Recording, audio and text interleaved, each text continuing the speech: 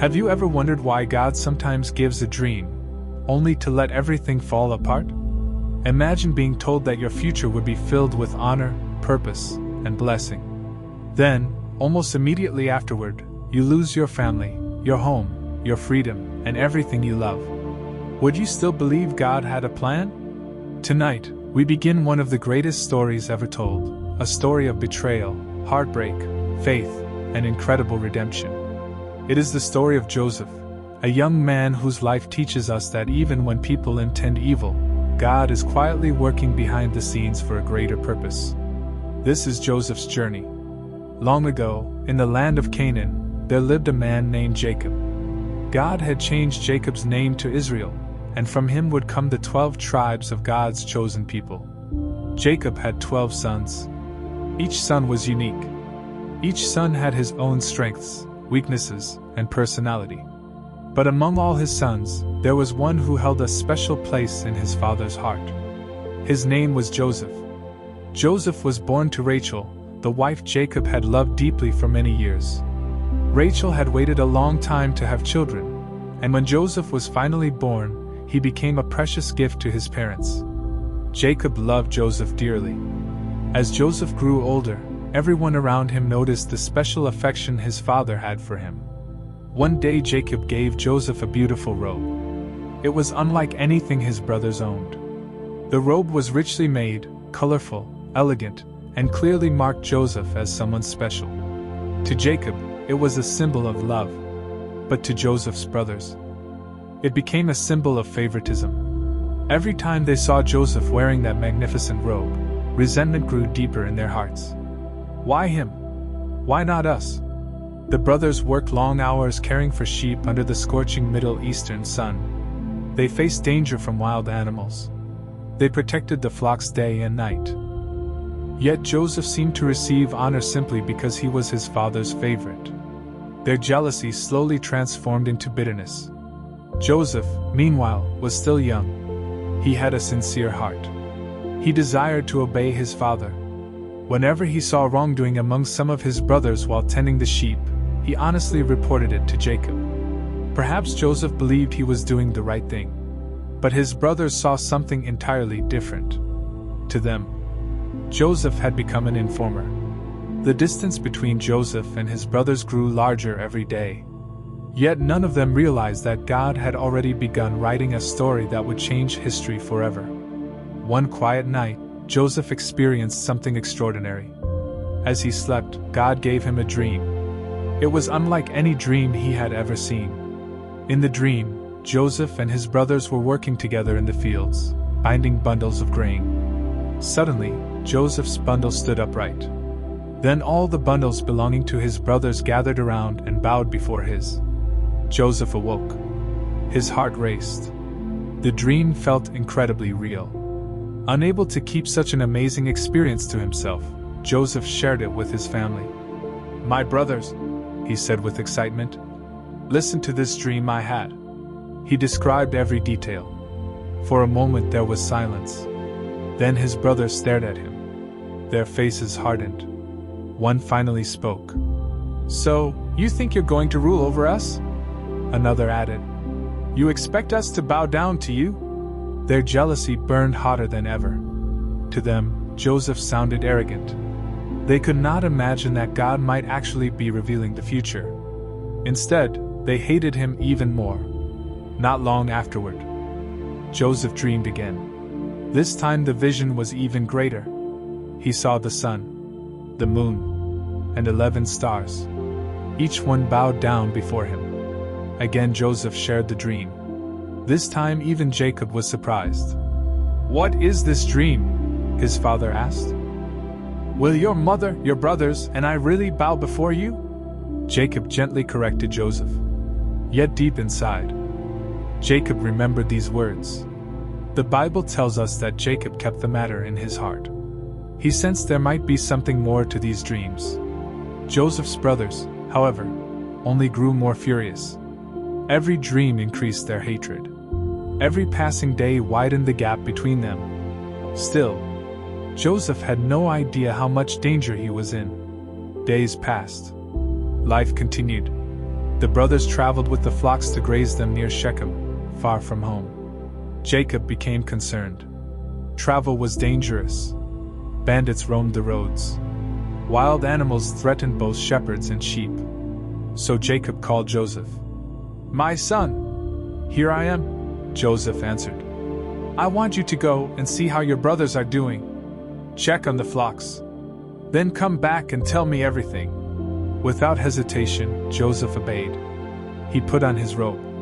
He left the safety of home and began walking across the rugged hills toward his brothers. He had no reason to fear them. After all, they were family. The journey was long. Dust covered Joseph's sandals. The hot sun beat down upon him. When he reached Shechem, the fields were empty. The flocks were gone. Confused, Joseph searched the area. Finally, a man noticed him wandering. "Who are you looking for?" the man asked. "I'm searching for my brothers." The man pointed toward another region.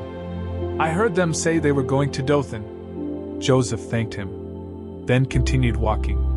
Each step unknowingly brought him closer to one of the darkest moments of his life. Far away, his brothers spotted someone approaching. Even from a distance, they recognized the colorful robe. "It's Joseph," one brother sneered. Another clenched his fists. Then someone said words that changed everything. "Look, here comes that dreamer." The hatred they had carried for years suddenly exploded. One suggested, "Let's kill him. Then we'll throw his body into a pit. We'll tell father that a wild animal attacked him. And then we'll see what becomes of his dreams." Those words hung in the air. Murder against their own brother. Such is the terrible power of unchecked jealousy. But one brother could not allow it. Reuben, the oldest, stepped forward. "No, don't kill him." Instead, Reuben proposed another plan. "Throw him into this empty pit." Secretly, Reuben intended to return later and rescue Joseph. Perhaps he hoped to restore peace within the family. Perhaps he wished to protect his younger brother. But events would soon move beyond his control. Joseph finally reached his brothers. Perhaps he smiled as he approached. Perhaps he expected a warm greeting. Instead, before he could even speak, they rushed toward him. Hands grabbed his robe. They tore it away. Joseph struggled. "What are you doing? Brothers, stop!" No one listened. They dragged him across the rocky ground. Then, without mercy, they threw him into a deep, empty cistern. Joseph hit the bottom hard. The walls were steep. There was no water, no way out, only darkness. Above him he could hear the voices of his brothers. He cried for help. He pleaded with them. "Please, I'm your brother. Don't leave me here." But the men who should have protected him ignored every cry. The Bible later reveals that Joseph begged for mercy. Yet his brothers refused to listen. Imagine the heartbreak, the confusion, the loneliness. Only hours earlier Joseph had left home carrying his father's love. Now he sat abandoned in a pit. His dreams seemed shattered.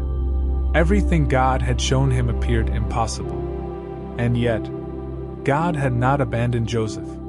Even in the darkness, even when heaven seemed silent, the Lord was already preparing the next chapter. Joseph waited. Above him the voices grew quieter. Then something almost unbelievable happened. His brothers sat down to eat a meal, while Joseph remained trapped below. As they ate, a caravan appeared in the distance. Camels carried spices, balm, and expensive goods on their way to Egypt. One brother watched carefully. His name was Judah. An idea formed in his mind. Instead of killing Joseph, why not sell him? Why waste the opportunity? The caravan was drawing closer, and with it, Joseph's life was about to change forever. The caravan of Ishmaelite and Midianite traders slowly approached across the dusty hills. Dozens of camels carried spices, fragrant balm, and costly goods destined for the great nation of Egypt. The merchants were experienced travelers. To them, Buying and selling people was simply another business transaction. Judah looked toward the caravan. Then he turned to his brothers. "What will we gain if we kill our brother and hide his blood?" he asked. "He is our own flesh and blood. Instead of killing him, let's sell him to these traders." The others agreed. Not because compassion had filled their hearts, but because selling Joseph would bring them money. Joseph heard footsteps approaching the pit. For a brief moment, hope returned. Perhaps they had changed their minds. Perhaps they had come to rescue him. Hands reached down. Joseph eagerly grabbed them. He climbed upward, believing his nightmare was finally ending. But as soon as he reached the surface, strong hands seized him.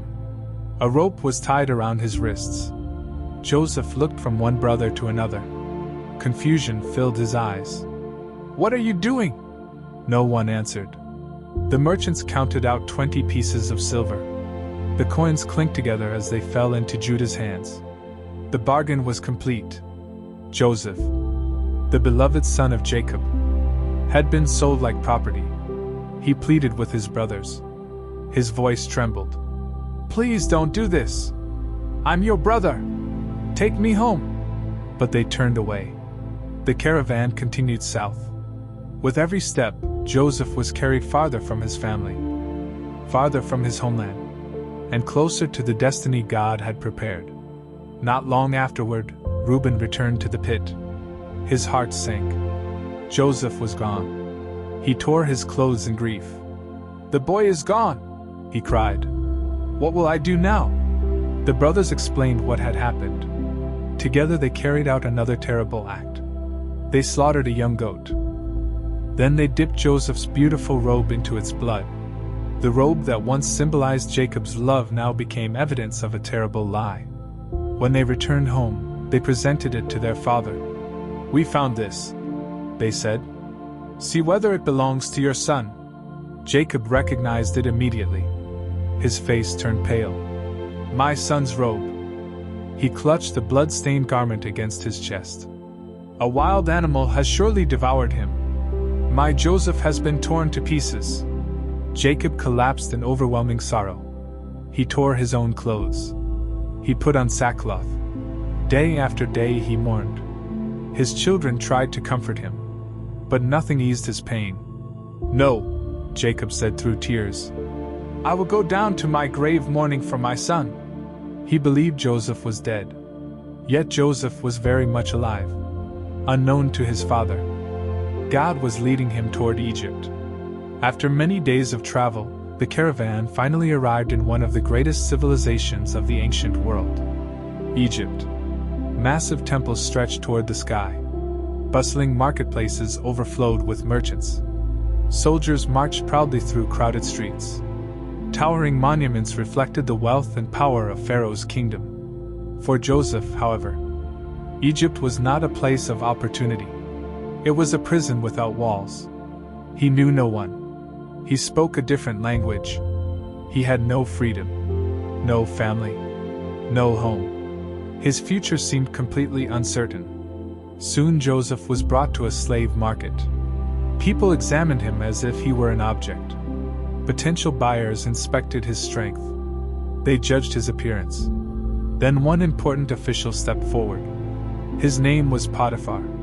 Potiphar served Pharaoh himself.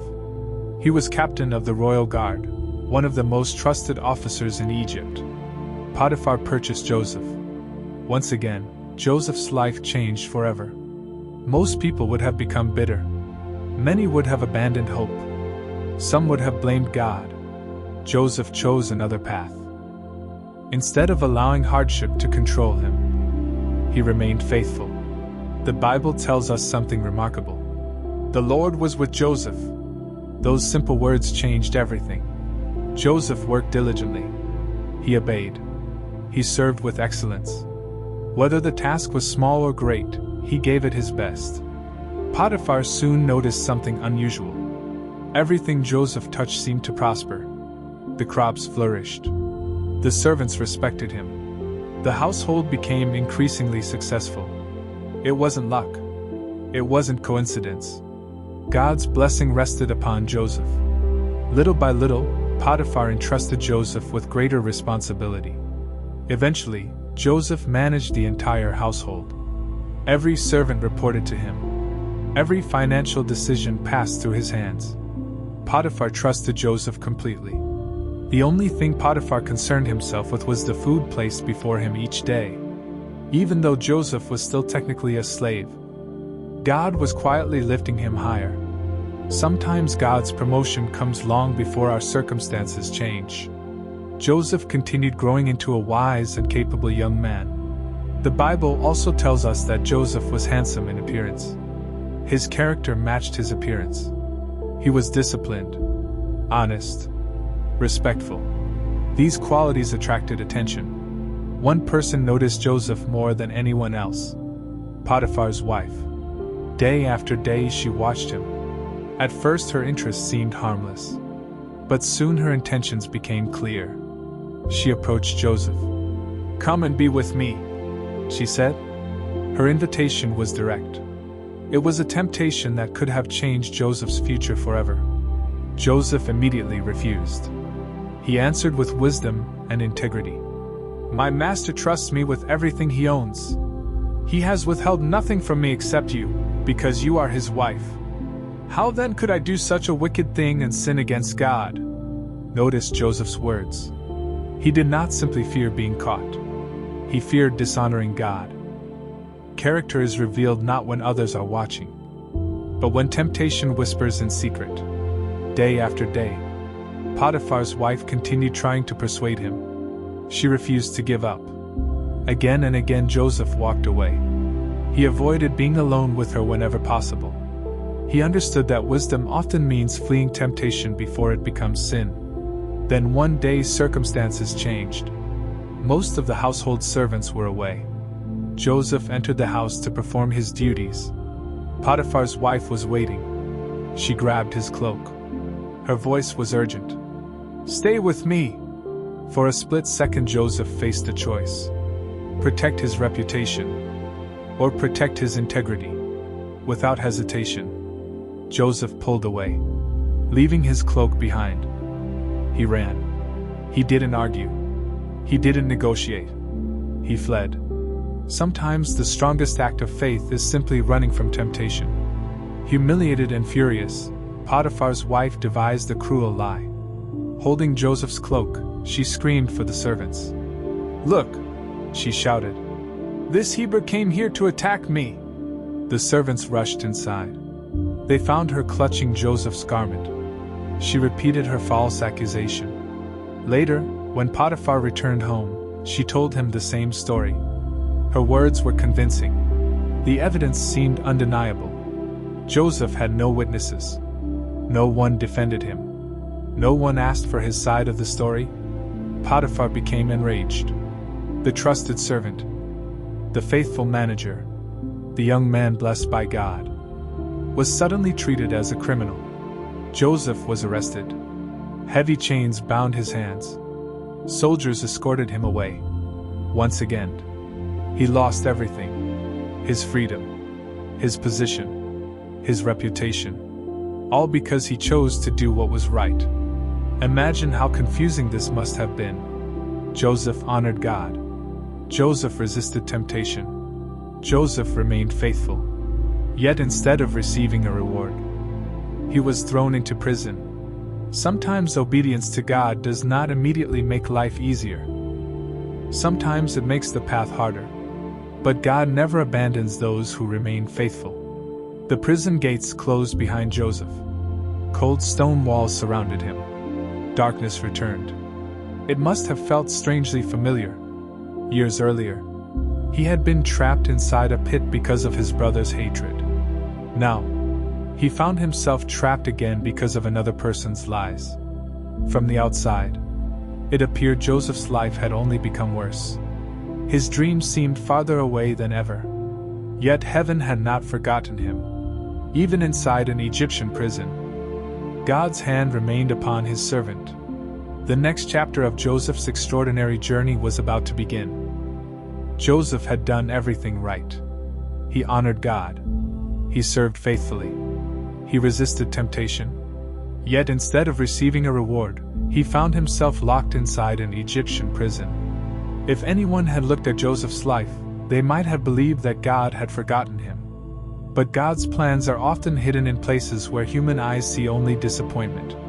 Sometimes the prison is not the end of God's plan. Sometimes it is the classroom where He prepares His greatest servants. The prison was cold. Massive stone walls blocked out the sunlight. Heavy iron doors echoed through the dark corridors as guards walked from cell to cell. Many of the prisoners had committed terrible crimes. Others claimed they had been falsely accused. No one expected justice. No one expected hope. Joseph entered those prison gates with nothing. No family. No wealth. No position. Only his faith in God remained. But that was enough. The Bible once again tells us something remarkable. The Lord was with Joseph. Those words had followed him into the pit. They had followed him into slavery. Now they followed him into prison. God's presence is not limited by circumstances. He is with His people wherever they are. Joseph refused to surrender to despair. Instead of becoming bitter, he chose to serve. He treated other prisoners with kindness. He completed every task faithfully. He respected the prison officials. Before long, the prison warden noticed something different about the young Hebrew. Joseph could be trusted. He was honest, responsible, hardworking. Soon the warden placed Joseph in charge of many of the other prisoners. He organized daily responsibilities. He supervised work. He helped maintain order throughout the prison. Once again, Joseph found himself leading, even while wearing chains. This was becoming a pattern. Wherever Joseph went, God caused him to prosper. Not because life was easy, but because Joseph remained faithful. One day, two important prisoners arrived. They were not ordinary criminals. One had served as Pharaoh's chief cupbearer. The other had been Pharaoh's chief baker. Both men had held positions of great honor inside the royal palace. The cupbearer had been responsible for serving Pharaoh's wine. Every drink was carefully tested before reaching the king. It was a position that required absolute trust. The baker supervised the preparation of food for Pharaoh's household. He too had enjoyed privilege and influence. But something had angered Pharaoh. No one knew exactly what had happened. Whatever the offense, both men were in prison while Pharaoh decided their fate. The prison warden assigned Joseph to care for them. Day after day, Joseph served these royal officials. Then one morning, Joseph noticed something unusual. Both men looked troubled. Their faces were filled with worry. "What is wrong?" Joseph asked gently. "Why do you both look so discouraged today?" The cupbearer answered first.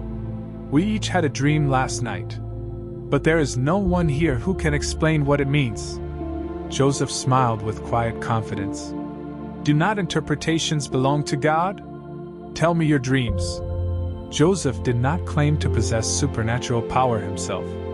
He immediately pointed toward God. His confidence rested not in his own wisdom, but in the Lord. The chief cupbearer began. "In my dream, I saw a vine before me. On the vine were 3 branches. As it budded, blossoms appeared, and clusters of ripe grapes formed. I held Pharaoh's cup in my hand. I squeezed the grapes into the cup and placed it into Pharaoh's hand." Joseph listened carefully. Then God gave him understanding. "This is the interpretation," Joseph said. "The 3 branches represent 3 days. Within 3 days Pharaoh will restore you to your position. You will once again place Pharaoh's cup into his hand, just as you did before." The cupbearer's eyes filled with hope. Could it really be true? Joseph continued. "But when you are restored, please remember me. Tell Pharaoh about me. I was taken from my homeland against my will, and I have done nothing to deserve being placed in this prison." Joseph was not asking for special treatment. He was simply asking for justice. For the first time in years, a small window of hope appeared. The chief baker had been listening carefully. When he heard the favorable interpretation, he eagerly shared his own dream. "I also had a dream," I was carrying 3 baskets of bread on my head. In the top basket were all kinds of baked goods for Pharaoh. But birds came and ate the bread from the basket. Joseph's expression became serious. This interpretation would not be easy to deliver.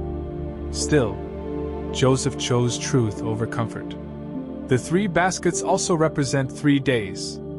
But within 3 days Pharaoh will lift off your head.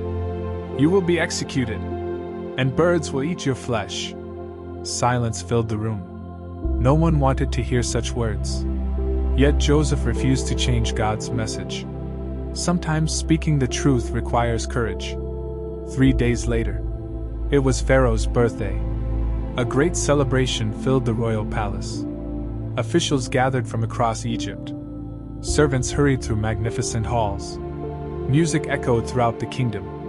Then Pharaoh remembered the 2 imprisoned servants. Orders were given. The chief cupbearer was restored to his former position. Just as Joseph had said, the chief baker was executed. Exactly as Joseph had foretold. Everything happened precisely according to God's revelation. Joseph's reputation as an interpreter of dreams had been confirmed. Surely now, the cupbearer would remember him. Surely he would tell Pharaoh about the innocent Hebrews sitting in prison. Joseph waited. 1 day passed. Then another. Then weeks. Then months.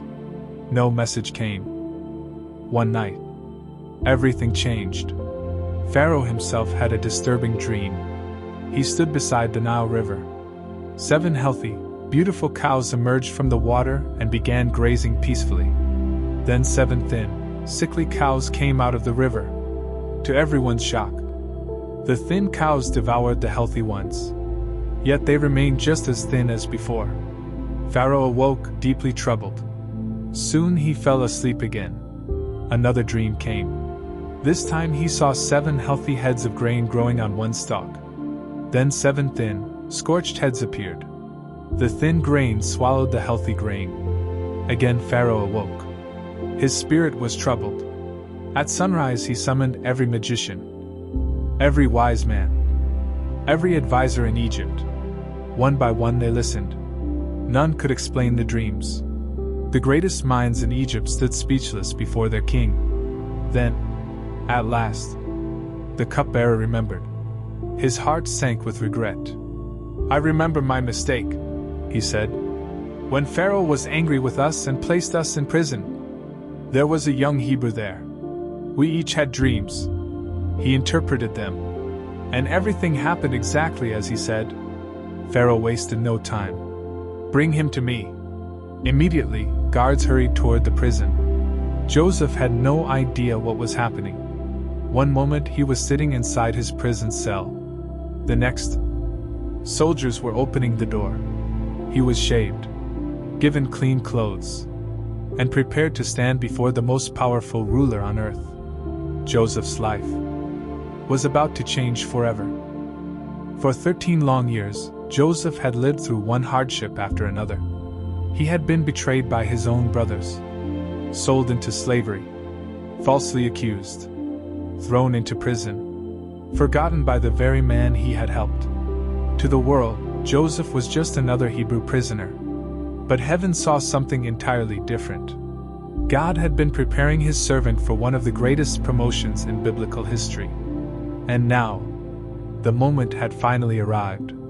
The palace servants hurried Joseph through the royal halls. Before entering Pharaoh's presence, they shaved his beard and dressed him in clean linen garments. In ancient Egypt, appearing before Pharaoh was a privilege granted to very few. The magnificent throne room was unlike anything Joseph had ever seen. Massive stone columns stretched toward a painted ceiling. Golden statues lined the walls. Soldiers stood motionless with polished spears. Royal officials filled the chamber in complete silence. At the center sat Pharaoh, the most powerful ruler in Egypt. Joseph bowed respectfully before him. Pharaoh looked carefully at the young Hebrew. "I have heard about you," Pharaoh said. "They tell me that when you hear a dream, you can explain its meaning." Joseph could have taken the credit. After all, this was the opportunity he had waited for during 13 difficult years. But instead, Joseph humbly answered, I cannot do it." Then he added words that revealed the true source of his wisdom. "But God will give Pharaoh the answer he desires." Even standing before the greatest king on earth, Joseph refused to glorify himself. His confidence rested entirely in God. Pharaoh began describing the dreams that had troubled him. He spoke of the 7 healthy cows grazing peacefully beside the Nile. Then the 7 thin, sickly cows appeared. To everyone's astonishment, the thin cows swallowed the healthy ones. Yet they remained as thin as before. Pharaoh continued with the second dream. 7 full, healthy heads of grain grew on one stalk. Then 7 thin heads of grain scorched by the east wind sprang up. They swallowed the healthy grain. Again, no one in Egypt had been able to explain their meaning. The room fell silent. Every eye turned toward Joseph. Joseph listened carefully. Then God gave him understanding. He spoke with calm confidence. "The 2 dreams have the same meaning. God has revealed to Pharaoh what he is about to do. The 7 healthy cows and the 7 healthy heads of grain represent 7 years of great abundance. For 7 years, Egypt will experience extraordinary harvests. The fields will overflow with grain. The storehouses will be filled. The people will prosper." Then Joseph's voice became serious. "But after those 7 years, there will come 7 years of severe famine. The famine will be so devastating that people will forget the years of abundance. The land will suffer terribly." Joseph explained that the dreams had been repeated because God had firmly decided the matter. It would happen exactly as revealed. Joseph did more than interpret the dream. He also offered wise counsel. Pharaoh should appoint a wise and discerning man over Egypt. During the 7 years of abundance, collect 1/5 of the harvest. Store grain in every city.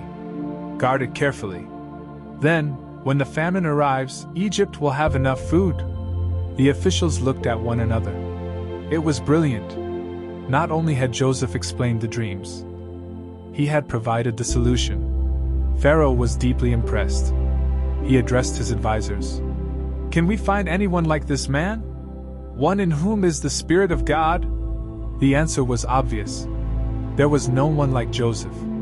Then Pharaoh stood before the entire royal court and made an astonishing announcement. "Since God has made all this known to you, there is no one as wise and discerning as you. You shall be in charge of my palace. You shall be in charge of my palace. All my people will obey your commands. Only with respect to the throne will I be greater than you." In one extraordinary moment, Joseph went from prisoner to governor of Egypt. Pharaoh removed his own signet ring and placed it on Joseph's finger. The royal ring represented authority. Joseph could now issue commands in Pharaoh's name. Next, Pharaoh dressed Joseph in garments of fine linen. Around his neck he placed a heavy chain of gold. Then Joseph rode through Egypt in Pharaoh's second royal chariot. As he passed through the streets, royal attendants shouted before him, "Make way! Bow before him!" People who had never heard Joseph's name now bowed as he passed. Years earlier, Joseph's brothers had mocked his dreams. Now an entire nation honored him. God's promise had not failed. It had simply arrived in God's perfect time. Pharaoh also gave Joseph a new Egyptian name and arranged for him to marry Asenath, the daughter of an influential priest. Joseph was now fully established as the second most powerful man in Egypt. He was only 30 years old. 13 years had passed since his brothers sold him into slavery. Every painful step had been preparing him for this moment. Joseph immediately began his work. He traveled throughout the land of Egypt, village after village, city after city. He supervised the collection of grain. The harvests were unlike anything people had ever seen. Fields stretched endlessly with golden wheat. Storehouses overflowed. The grain became so plentiful that eventually people stopped counting it. There was simply too much to measure. Joseph never became lazy because of his success. He worked harder than ever. He knew God's warning would soon become reality. During these years of blessing, Joseph and Asenath were blessed with 2 sons. The first was named Manasseh. Joseph explained the meaning. God has made me forget all my trouble and all my father's household. Not that Joseph forgot his family. Rather, God had healed the deepest wounds of his heart. His second son was named Ephraim. Joseph said, God has made me fruitful in the land of my suffering. What beautiful words! Not in the land of comfort, not in the land of ease, but in the very place where Joseph had suffered the most. God had turned sorrow into blessing, exactly as God had revealed. The 7 years of abundance came to an end. Then the famine began. At first, the crops grew smaller. Soon the rivers produced less water. The fields dried beneath the blazing sun. Across neighboring nations, hunger spread rapidly. Families struggled to survive. Livestock died. Food became scarce. Panic filled the land. But Egypt was different. Its storehouses were full. Its people had food. Not because of luck. Not because of superior farming. But because God had spoken in advance, and Joseph had obeyed. When the people cried to Pharaoh for bread, Pharaoh gave a simple command. Go to Joseph. Do whatever he tells you. Joseph opened the storehouses. Grain was distributed carefully and wisely. Soon people from surrounding nations also began traveling to Egypt. They had heard there was food there. Long caravans crossed deserts. Families journeyed for weeks. Everyone came with the same hope: to survive. Joseph welcomed them all. The governor of Egypt became the provider for countless lives.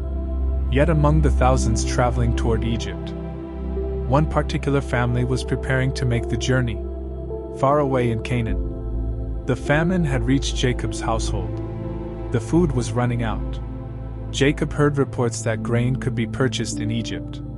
He called his sons. Why are you standing here looking at one another? I have heard there is grain in Egypt. Go there. Buy food, so that we may live and not die. 10 brothers prepared for the journey. But Jacob kept Benjamin, the youngest son, at home. Having already lost Joseph, he feared losing Benjamin as well. The brothers loaded their donkeys. Then began the long journey south. They had no idea.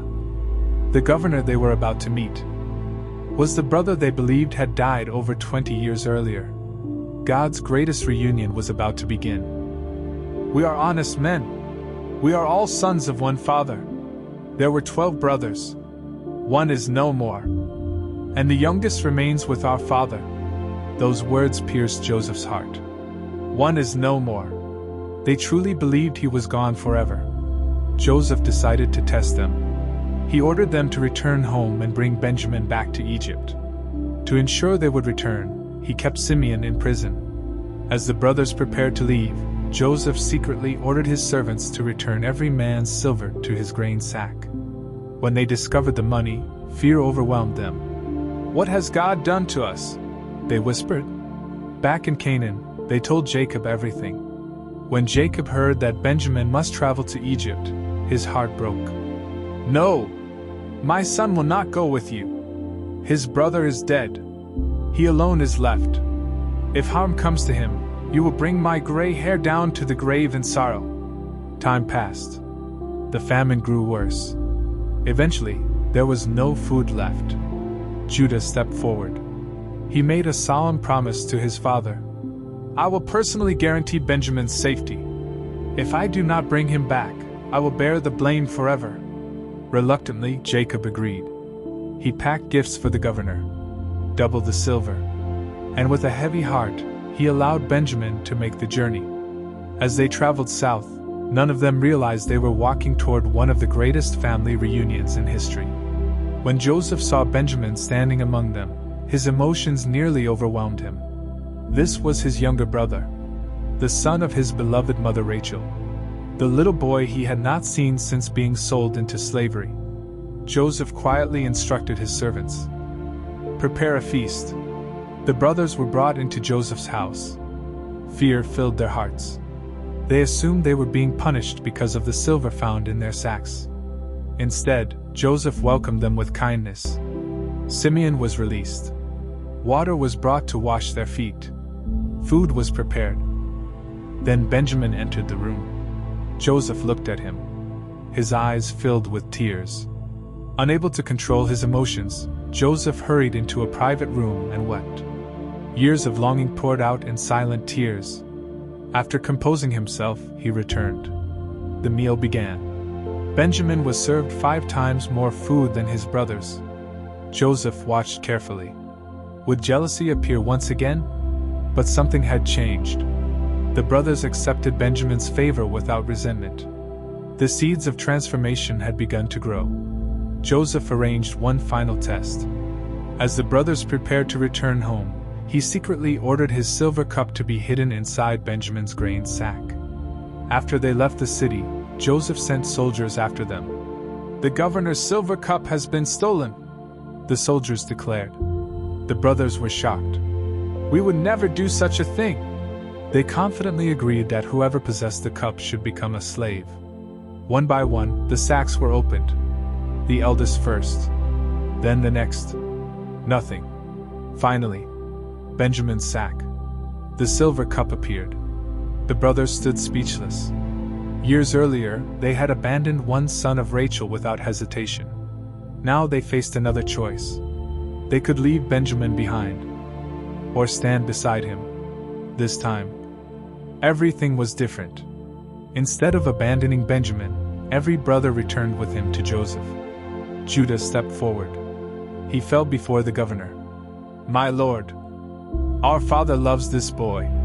If Benjamin does not return, our father will die of grief." Then Judah made an extraordinary offer. "Please let me remain here as your slave instead. Let Benjamin return home. I cannot bear to see my father's sorrow." Joseph listened in amazement. The brothers who once sold him into slavery were now willing to sacrifice themselves for another brother. God had changed their hearts. The test was complete. Joseph could no longer contain his emotions. He ordered every Egyptian servant to leave the room. The doors closed. Silence filled the hall. Then Joseph began to weep so loudly that people throughout the palace heard him. Finally, he spoke the words his brothers never expected to hear. "I am Joseph." The brothers froze. No one spoke. No one moved. They were terrified. Could this really be the brother they had betrayed? Joseph stepped closer. "Come near to me." They slowly approached. "I am your brother Joseph, the one you sold into Egypt." Their heads dropped in shame. Years of guilt flooded back into their hearts. But Joseph did something remarkable. He offered forgiveness. "Do not be distressed. Do not be angry with yourselves. It was to save lives that God sent me ahead of you. There are still 5 years of famine remaining. God sent me before you to preserve a remnant on earth." Then Joseph declared one of the most powerful truths in all of Scripture. "You intended to harm me, but God intended it for good, to accomplish what is now being done, the saving of many lives." Those words reveal the heart of Joseph's story. Human evil never defeated God's purpose. God transformed betrayal into blessing. He turned suffering into salvation. He used one faithful servant to rescue countless people. Joseph embraced Benjamin. Both brothers wept together. Then he embraced each of his brothers. The family that had once been divided by hatred was finally restored through forgiveness. Pharaoh rejoiced when he heard Joseph's family had arrived. He invited Jacob and his entire household to settle in Egypt. Joseph sent wagons, food, clothing, and supplies back to Canaan. When the brothers reached home, they excitedly told their father, "Joseph is alive! Not only is he alive, he is ruler over all Egypt." At first Jacob could not believe them. It seemed impossible. But when he saw the wagons Joseph had sent, hope returned. His spirit revived. "My son Joseph is still alive! I will go and see him before I die." The journey to Egypt was emotional. When Joseph learned his father was approaching, he hurried to meet him. The moment they saw each other, father and son embraced. They wept together for a long time. More than 2 decades of sorrow disappeared in one unforgettable reunion. Jacob held the son he believed was dead. Joseph embraced the father he had longed to see. God had restored what seemed impossible to restore. Jacob's family settled in the fertile land of Goshen. There they multiplied into a great nation, just as God had promised Abraham generations earlier. Years later, Jacob died peacefully after blessing his sons. After Jacob's death, Joseph's brothers feared he might finally seek revenge. Again they came before him. Again they bowed. Again Joseph spoke words of comfort. "Do not be afraid. Am I in the place of God? You intended evil against me, but God intended it for good." Joseph promised to provide for them and their children. He comforted them with kindness. His forgiveness was complete. Joseph lived to see his grandchildren. Before his death, he reminded his family of God's covenant. "God will surely come to your aid. He will bring you out of this land to the land he promised to Abraham, Isaac, and Jacob." Joseph died at the age of 110. His body was carefully preserved in Egypt. Centuries later, when Moses led Israel out of Egypt during the Exodus, Joseph's bones were carried to the Promised Land, fulfilling his final request. Final reflection. Joseph's life reminds us that God's plans are often unfolding when we understand them the least. The pit was not the end. Slavery was not the end. Prison was not the end. Every trial became a stepping stone toward God's greater purpose. When others chose hatred, Joseph chose forgiveness. When circumstances encouraged despair, Joseph chose faith. And when the time came to use his power, he chose mercy instead of revenge. The story of Joseph continues to inspire millions because it reveals a timeless truth. God is always working, even when we cannot see him. If we remain faithful through seasons of waiting, suffering, and uncertainty, God can transform our greatest hardships into blessings beyond anything we could imagine. For the same God who guided Joseph through the pit, the prison, and the palace is still faithful today. May Joseph's journey encourage you to trust God's timing, walk in forgiveness, and believe that the author of your story is writing every chapter with wisdom, love, and perfect purpose. Amen. Thank you so much for joining me on this incredible journey through the life of Joseph. If this story encouraged your heart and strengthened your faith, please take a moment to support this ministry by liking this video, subscribing to the channel, and turning on the notification bell so you never miss our next Bible story. I'd also love to hear from you in the comments. What lesson from Joseph's life spoke to you the most? Was it his unwavering faith, his patience through suffering, or his amazing forgiveness? Share your thoughts below. I read as many comments as I can, and your testimony may encourage someone else. If you know someone who needs hope, peace, or a reminder that God is still working behind the scenes, please share this video with them. Together, we can spread God's word to people around the world, one story at a time. Thank you for being part of our growing Bible community. Until next time, may the Lord bless you, guide you, and fill your heart with His peace. Keep trusting God's perfect timing, keep walking by faith, and always remember, He is faithful in every season. God bless you, and I'll see you in the next Bible story.